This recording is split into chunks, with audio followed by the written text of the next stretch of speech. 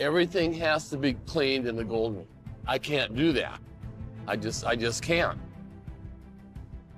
Why have a third plant if you can't keep it clean? In the golden, everything needs to be cleaned. That's not possible for me. I can't do it. That's right, I have a third world. It's not clean. It's the truth about the gold rush that no one saw coming. Parker Schnabel's crew relied on Chris Doumit a lot, but he has reached his limit.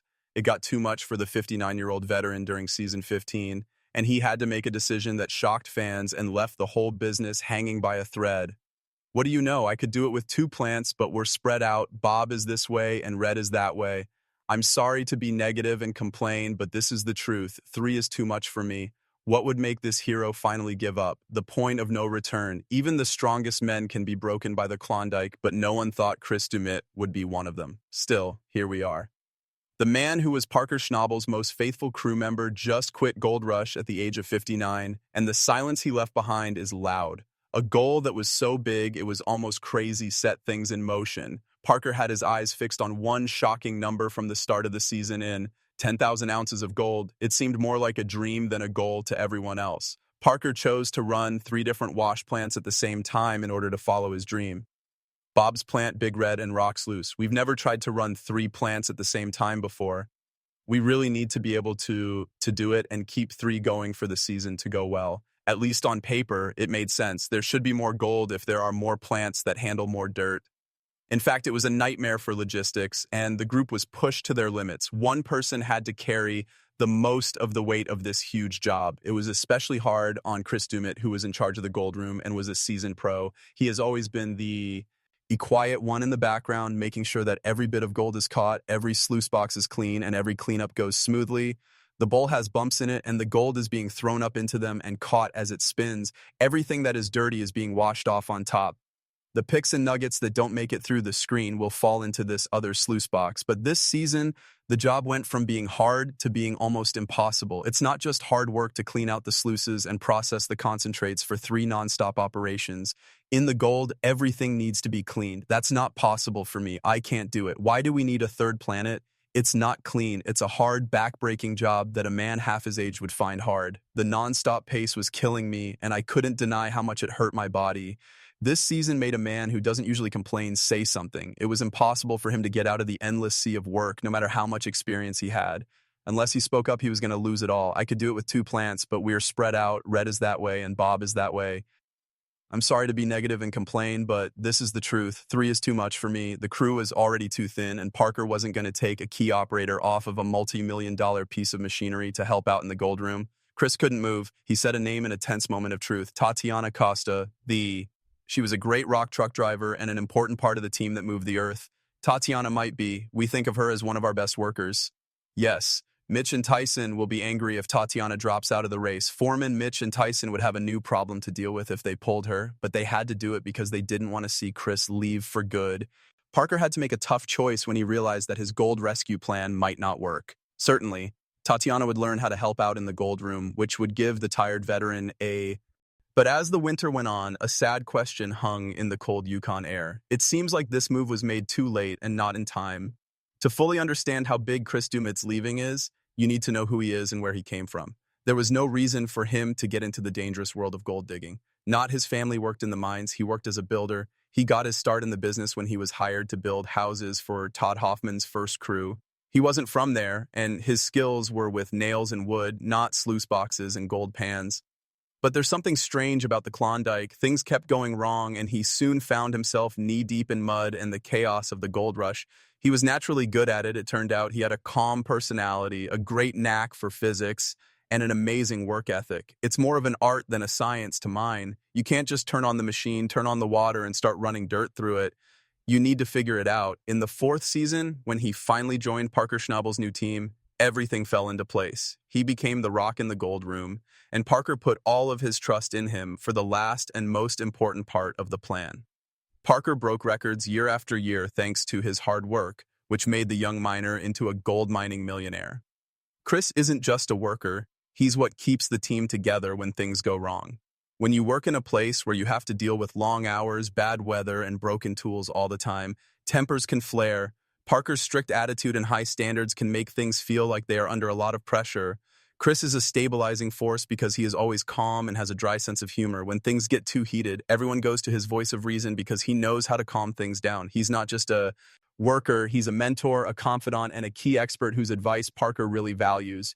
But his most important job is still in the gold room. It's not just about getting rid of dirt. That's how it works. You could lose thousands of dollars worth of gold in the tailings if you make one small mistake or do not do the maths right.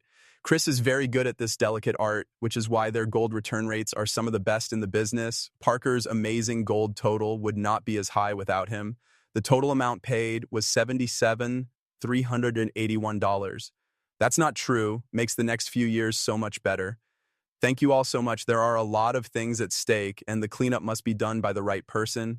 He is now mentally and physically drained from all the work, and the question isn't just whether he can keep up, it's whether he even wants to. For people who have watched Chris Doumit for years, the thought of a gold rush without him is hard to imagine. As the season went on, though, it became painfully clear that something had to give. If he was the one to leave, what would that mean for Parker's business as a whole, the Klondike's young king? One thing is to blame for the huge amount of stress that made Chris Doumit snap. Mark Parker Schnabel. Parker was born into mining in the small, rough town of Haines, Alaska in late July of the mid-1990s. He didn't just fall into it, he was exposed to the rough and tumble of the business from a young age. A famous man named John Schnabel was his grandfather and ran the Big Nugget mine. Are you finding anything, Grandpa? What do you think? Oh my. Wow, that looks beautiful. Here's one more. Wow, isn't that cool? I'm not going to sleep. Parker was learning how to run the real huge machines that moved tons of earth while other kids played with toy trucks. It was easy for him to balance high school basketball and the busy life of a miner by the time he was a teenager. He thought about going to college, but he also thought about studying geology. It was too tempting to go to the goldfi. It was a choice that changed my life. He was only 16 years old when he took over running the Big Nugget mine. As a teenager, he was in charge of a group of guys twice his age who were much more experienced. He wasn't just the child of a boss. He showed that he knew what he was doing, was tough, and worked hard. The first episode of Discovery Channel's Gold Rush gave him his big break. People were enthralled by this young star, but just being on TV wasn't enough for her. He left his family's mine when he was in his late teens, which shocked everyone. He set his sights on the famous gold fields of the Yukon. It was an enormous risk, getting land on rent, putting together a team, and going all in.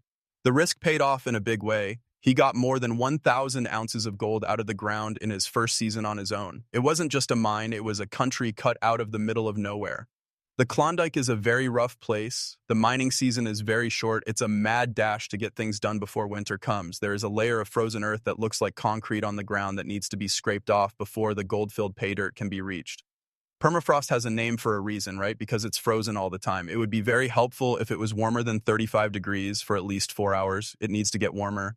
Not giving up on stripping and sluicing at the same time. A big part of the problem is that we need a lot of people right now just to feed the plant. It's hard to get fuel, parts, and materials to places that are so far away. It's a nightmare for logistics, and just one package that gets held up can cost hundreds of thousands of dollars. It's a place that doesn't let mistakes go, and Parker did well in this harsh setting. He was successful not only on the main show, but also on Gold Rush, Parker's Trail he followed in the footsteps of real-life gold miners who walked dangerous tracks from the Chilkoot Trail to the dense jungles of Papua New Guinea, but this unwavering focus cost them too. Because he was so focused on mining, his relationship with Australian veterinary nurse Ashley Ewell, who was on the show, finally fell apart. He was the one who said it. Mines always came first. As he gets closer to 30, his single-mindedness is stronger than ever. But as he pushes his business harder and faster, he learns that the people who work on it have their limits. The numbers are the best way to show Parker's power and the stress that comes with it. It's very hard to make money in gold digging, and the record books from the Gold Rush show a clear and undeniable trend. In Season 3, Todd Hoffman's team had a good year because they found more than 800 ounces of gold worth more than $1 million. Parker, who was in his teens at the time, was carefully mining for almost 200 ounces, which was a sign of things to come. The fourth season then came out. The game will never be the same. Parker rented land at Scribner Creek and mined an amazing 800 ounces with his crew, which now included the recently hired Chris Doumit. He and Rick Ness weren't happy with their final haul, so they pushed it to over 1,000 ounces. This broke all of Hoffman's records and made him the new Klondike King. The numbers kept getting bigger and bigger. They found more than 2,500 ounces of gold in Season 5 and made close to $3 million. Gold all lined up in this way. It could be a lot of work, but these riffles might be making things better. Parker threw down 2,000 ounces this year. I thought 1,000 was hard. Every time, we'll need really good cleanups. The Hoffman, who was having a hard time keeping up, made it with over 1,300 ounces. By season 6, the gap was getting bigger. There was no choice. The amazing 3,300 ounces worth almost $3.55 million that Parker's team found were dug. The tough senior Tony Beats got his old dredge going and pulled out over 700 ounces. The climb went on. More than 4,300 ounces, worth more than $5 million, were given in Season 7. Everyone was shocked by how well the crew did in Season 8. $7.5 million, which is more than 6,200 ounces. Tony Beat kept putting in over 3,600 ounces, but he was no longer the standard. Parker Schnabel was known as one of the most driven and smart miners in the Yukon by the time Season 9 came around. But he took things to a whole new level that season. He made a huge goal, 7,000 ounces of gold. He not only got to it, but he also broke it. Parker and his crew caught more than 7,400 ounces, which is worth about $9 million. It was more than just amazing. Parker was clearly acting in a very different way. At the same time, things were much worse for Rick Ness, who had left to start his own mining business. He just barely got over 1,000 ounces, which was still a good number, but not nearly as good as Parker's season. It wasn't just luck that made the difference between the two. It was leadership, planning, and pure drive. Things went even further in Season 10. The value of gold had gone up, so Parker's end gold haul was a little less than the year before. Not as many ounces brought in more money, over $10 million. It made Parker remember that he wasn't just after shiny metal, he was in it for the long haul. Building a business by keeping an eye on the markets and making smart moves. That was Season 14, and things were even more important. Parker was able to meet the goal of 5,000 ounces, which is a very large amount by most standards. By the end of the season, the crew had not only reached their goal, but also broken it, getting more than 7,300 ounces of gold, which is about $15 million. You set a 5,000-ounce goal for us. You got that right. You threw a 7,000-ounce ball. Altogether, we've made $73.81.1 this season. It was very clear at that point that this wasn't a lucky run. It happened because of a smart plan. Parker put more money back into the business every year by getting better tools, securing claims with lower royalties, and always learning more. He went so far as to fly all the way to Australia just to learn about new ways to mine. Parker is under a lot of heat this season, more than ever before. He's not just trying to make it through another season, he wants to beat his own record. Everything he does and every move he makes is being watched to see if he can beat the amazing record he's already set. The effects of Chris Doumit's choice are still being felt, and no one knows what will happen next. Are Parker Schnabel's businesses finally falling apart from the inside because of the stress of trying to reach impossible goals? If you want to see more shocking Gold Rush videos like this one and subscribe,